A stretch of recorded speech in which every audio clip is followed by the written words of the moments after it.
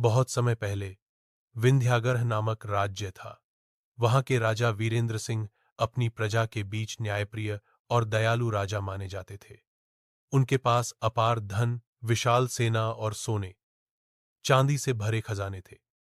लेकिन उनके जीवन की सबसे बड़ी पूंजी थी उनकी 7 बेटियां। राजा की कोई संतान पुत्र के रूप में नहीं थी।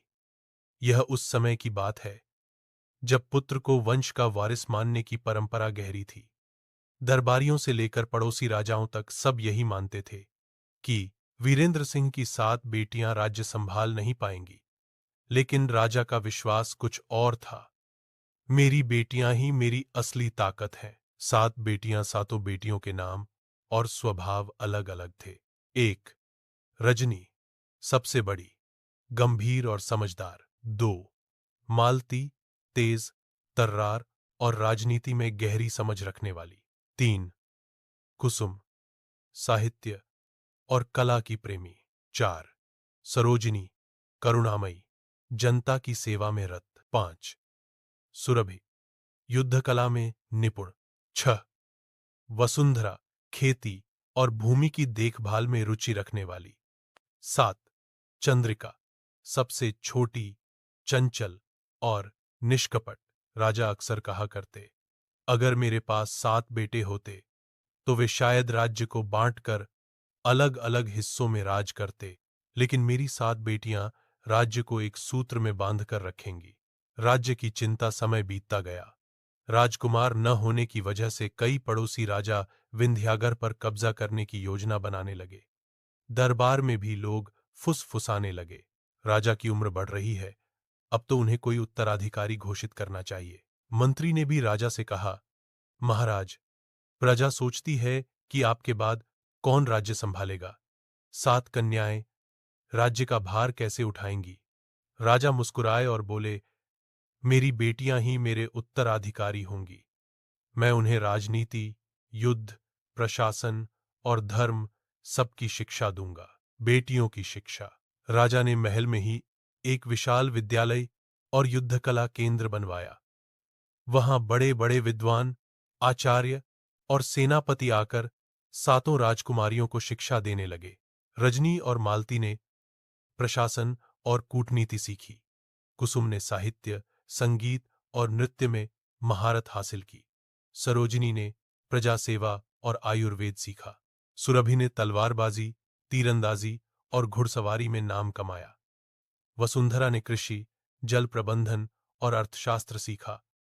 और छोटी चंद्रिका तो सब में थोड़ी थोड़ी पारंगत हो गई। धीरे धीरे पूरे राज्य में यह चर्चा फैल गई कि विंध्यागर की राजकुमारियां अद्वितीय हैं। पहला संकट, पड़ोसी राजा का आक्रमण। एक बार पड़ोसी राज्य का राजा भानुदेव विंध्यागर पर हमला करने आ गया। उसे लगा कि बिना राजकुमार के यह राज्य असहाय होगा।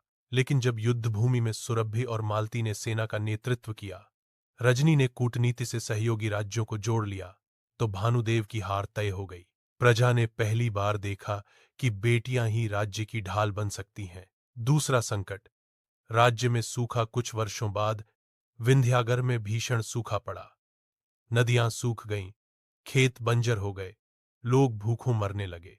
तब वसुंधरा ने नए जलाशय और नहरें बनवाने की योजना तैयार की। सरोजिनी ने भोजन वितरण और औषधि सेवा शुरू की। कुसुम ने अपने गीतों और कविताओं से जनता को आशा और धैर्य दिया।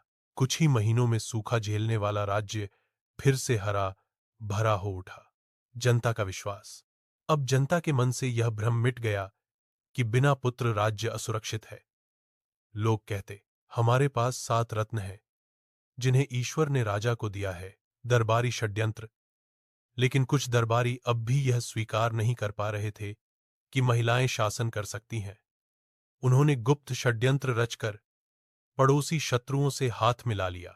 एक रात राजा बीमार पड़ गए और उनकी हालत गंभीर हो गई। पूरा दरबार संकट में था। बेटियों की अग्नि परीक्षा। अब राज्य की बागडोर पूरी तरह बेटियों के हाथ में थी। रजनी ने दरबार संभाला, मालती ने गद्दार दरबारियों को पकड़वाया, सुरभि ने सेना को संगठित किया, सरोजिनी ने प्रजा को ढाढ़स बंधाया, वसुंधरा ने भोजन और पानी की आपूर्ति सुनिश्चित की। कुसुम ने राज्य के इतिहास को लिखकर भावी पीढ़ियों को प्रेरणा दी, और चंद्रिका ने अपनी मासूमियत से बीमार राजा के पास रहकर उनका मनोबल बढ़ाया। राजा ने देखा कि उनकी बेटियां सचमुच राज्य की ढाल हैं। अंततः विरासत। कुछ समय बाद राजा का देहांत हो गया, परंतु अब किसी को कोई संदेह नहीं था। सातों राजकुमारियां मिलकर राज्य संभालने लगीं।